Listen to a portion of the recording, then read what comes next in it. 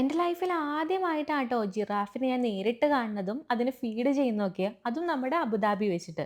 പണ്ട് അംഗനവാടിയിൽ പഠിക്കുമ്പോഴാണ് റാൻഡായിട്ട് 2 കുട്ടികളെ കാഴ്ച ബംഗ്ലാവ് കൊണ്ടുപോകാനുള്ള ഒരു അവസരം കിട്ടുന്നത്. ഭാഗ്യവശാൽ അതിലൊരു വ്യക്തി ഞാനായിരുന്നു കേട്ടോ. അങ്ങനെ സെലക്ട് ചെയ്തുകൊണ്ട് മാത്രം സൂ കണ്ടൊരു വ്യക്തിയാണ് ഞാന്.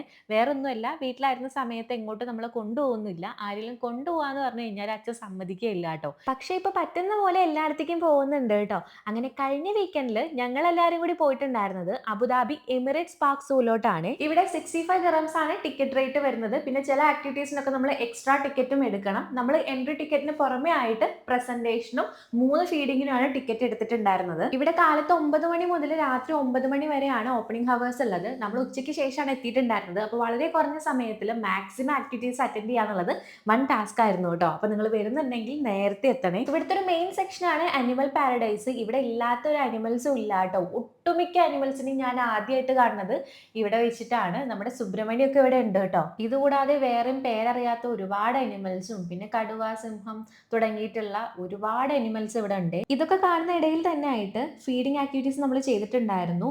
Baby goat feeding, koi fish feeding, giraffe feeding ഒക്കെയാണ് നമ്മൾ ചെയ്തിട്ടുണ്ടായിരുന്നത്. ഇനി പ്രസന്റേഷൻ ആക്ടിവിറ്റി നോക്കുകയാണെന്നുണ്ടെങ്കിൽ bird presentation, animal wonders, sea lion presentation, elephant encounter ഒക്കെ ഉണ്ടായിരുന്നു. എനിക്ക് ഏറ്റവും കൂടുതൽ ഇഷ്ടപ്പെട്ടത് എലിഫന്റ് എൻകൗണ്ടർ ആയിരുന്നു കേട്ടോ. ഈ ഒരു സ്പോട്ട് എന്തായാലും കുട്ടികൾക്ക് നല്ലോണം ഇഷ്ടപ്പെടും. അപ്പോൾ ഇതിന്റെ ലൊക്കേഷൻ വരുന്നത് ഗൂഗിൾ മാപ്പിൽ Emirates Park Zoo and Resort എന്ന് കൊടുത്തു കഴിഞ്ഞാൽ കറക്റ്റ് കിട്ടും കേട്ടോ.